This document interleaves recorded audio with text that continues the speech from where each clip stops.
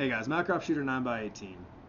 I recently did a 1,000 round run through on the CZ P10C, and I'd like to give my thoughts on the pistol as well as 1,000 rounds that I ran through it.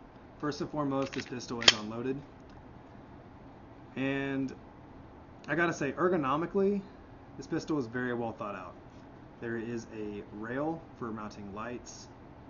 They have front slide serrations that are very easy to grab. I mean, these things are sharp to the point where I bought a cheap leather holster for this gun when I first got it, and it actually ate it up. I had to kind of dig leather pieces out of these serrations here. Everything on the gun is ambidextrous. Slide stop, magazine release, all of it is ambidextrous. It does have a blade trigger safety, and it takes down just like a Glock. The grip is very aggressive. A lot of people, when they get striker-fire pistols such as Glocks or SIGs, they want to stipple them. I don't think anyone's going to want to stipple this gun. It is aggressive enough as it is, in my opinion. You might want to stipple it. It might not be aggressive enough for you. General consensus that I've seen is that this is very much aggressive. When I fired the 500 rounds, I spent the first 500 rounds without a glove just to see what the effects of this very aggressive texturing would be on your hand after, several hundred rounds. In short, 500 rounds was pretty unpleasant to fire through it without a glove on. The second day I wore a glove, and it was a lot better. It wasn't unbearable, and honestly I would rather be too aggressive than not aggressive enough, because I really don't want to lose grip with the gun in a defensive situation. And I'm going to look at the gun through the eyes of concealed carry. So things like the grip being too textured, I'm not really concerned about, because I did buy this for concealed carry. As far as the reliability of the pistol, it fired 997 rounds without failure.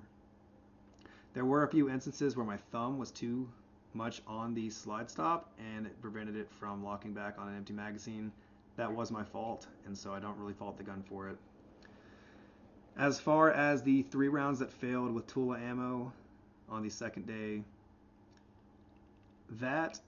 being that it was all the same round, I'm inclined to believe that it was ammunition, although a magazine failure is usually what causes a failure to feed.